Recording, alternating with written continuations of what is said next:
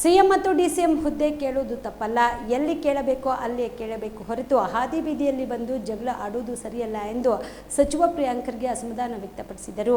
ಕಲಬುರಗಿಯಲ್ಲಿ ಸುದ್ದಿಗಾರರೊಂದಿಗೆ ಮಾತನಾಡಿದ ಅವರು, ನಮ್ಮಲ್ಲಿ ಹೀಗೆ ಹಾದಿ ಬೀದಿ ಜಗಳ ಆಡ್ತಿರೋದ್ರಿಂದ ಬಿಜೆಪಿ ನಾಯಕರನ್ನು ಬೆಳೆಸುತ್ತೇವೆ ಎಂದು ಹೇಳಿದರು. ನಮ್ಮ ಜಗಳದಿಂದ ನಮ್ಮ ಕಾರ್ಯಕರ್ತರಿಗೆ ಏನು ಸಂದೇಶ ಕೊಟ್ಟ ಹಾಗೆ ಆಗುತ್ತದೆ ಎಂದು ಸಚಿವ ಪ್ರಿಯಾಂಕರ್ಗೆ ಪಕ್ಷದ ಮುಖಂಡರ ವಿರುದ್ಧ ಪರೋಕ್ಷವಾಗಿ ಅಸಮಾಧಾನ ಹೊರಹಾಕಿದರು. ಯಾರನ್ನ CM ಹುದ್ದೆ ಕೇಳಬೇಕು, DCM ಹುದ್ದೆ ಕೇಳಬೇಕು, ಮಂತ್ರಿ ಹುದ್ದೆ ಕೇಳಬೇಕು ಅಂದರೆ ಎಲ್ಲರದ್ದು ಹಕ್ಕಿದೆ. ನಮ್ಮದು ಆಂತರಿಕ ಪ್ರಜಾಪ್ರಭುತ್ವ ಇದೆ, ಕೇಳ್ಬೋದು. ಆದರೆ ಯಾವ ವೇದಿಕೆನಲ್ಲಿ ಕೇಳಬೇಕು. ಮಾಧ್ಯಮದಲ್ಲಿ ಬಂದು ನಾನು ಅದಾಗಬೇಕು ಇದು ಆಗಬೇಕು ಅಂದರೆ ಮಾಧ್ಯಮದವ್ರು ಮಾಡ್ತಾರ, ನಮಗೆ CLP ಮಾಡ್ತದೆ.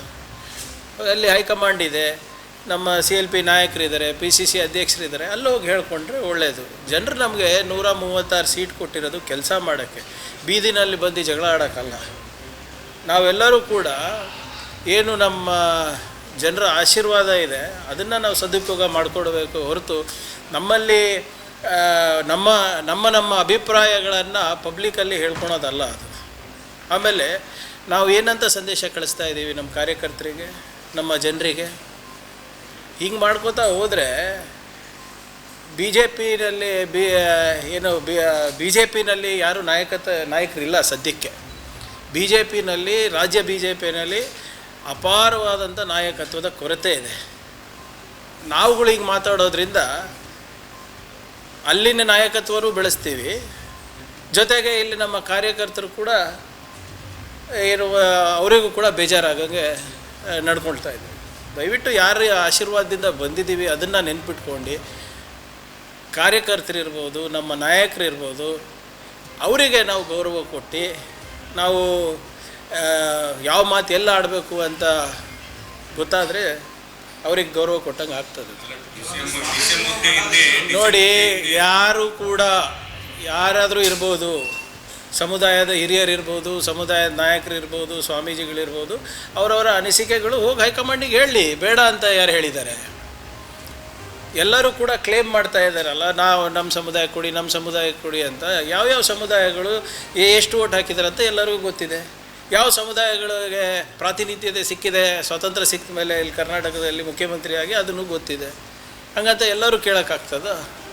ಈಗ ಅಟ್ಲೀಸ್ಟು ಕೆಲವು ಸಮುದಾಯಗಳಿಗೆ ವೇದಿಕೆಗಳಿವೆ, ಕೆಲವು ಸಮುದಾಯಗಳಿಗೆ ಮಠಾಧೀಶ್ವರಗಳಿದ್ದಾರೆ, ಕೆಲವು ಸಮುದಾಯಗಳಿಗೆ ಪ್ರಬಲವಾದಂಥ ಧ್ವನಿ ಇದೆ, ಗಟ್ಟಿ ಧ್ವನಿ ಇದೆ ಕೇಳೋಕ್ಕೆ.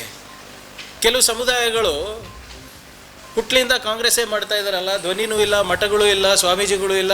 ಅವ್ರೇನು ಮಾಡಬೇಕು? ಈ ಚುನಾವಣೆಯಲ್ಲಿ, ಪಾರ್ಲಿಮೆಂಟ್ ಚುನಾವಣೆ ಇರ್ಬೋದು,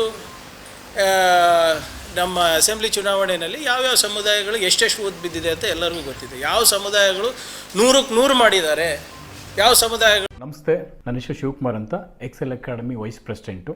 ನಮ್ಮ ಕಂಪ್ನಿ ಎಕ್ಸೆಲ್ ಅಕಾಡೆಮಿಕ್ಸು 15 ವರ್ಷದಿಂದ ರನ್ ಮಾಡ್ತಾ ಇದ್ವಿ. ನೀಟ್ ಮತ್ತು CET ಕೋಚಿಂಗ್ ಕೊಡ್ತಾ ಇದ್ವಿ. ನಮ್ಮಲ್ಲಿ ಈಗ ಕ್ರಾಶ್ ಕೋರ್ಸ್ ಅಂತ ನಾವು ಕೊಡ್ತಾ ಇದ್ವಿ. ಈ ಕ್ರಾಶ್ ಕೋರ್ಸ್ ಒಂದು ಅಲ್ಪಾವಧಿ ಕೋರ್ಸ್. ಇದು ಶಾರ್ಟ್ ಟರ್ಮ್ ಕೋರ್ಸ್ ಅಂತ ಕರಿತೀವಿ. ಈ ಕೋರ್ಸು 30ರಿಂದ 45 ದಿನ ಇರುತ್ತೆ ಸರ್.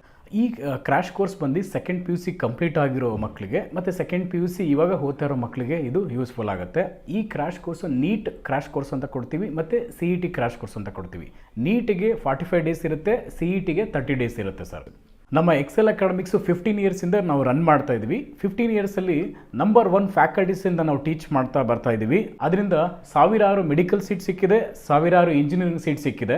ಸೊ ಅದಕ್ಕೆ ನಮ್ಮ ಕಡೆಯಿಂದ ಸಕ್ಸಸ್ ರೇಟ್ ಚೆನ್ನಾಗಿರೋದ್ರಿಂದ ನೀವು ಇಲ್ಲಿ ಬಂದರೆ ಖಂಡಿತ ಸಕ್ಸಸ್ ಆಗ್ತೀರಾ ಅಂತ ನಾನು ಭರವಸೆ ಕೊಡ್ಬೋದು. Excel Academy Yelahanka New Town, Seshadripuram College Road, Bengaluru.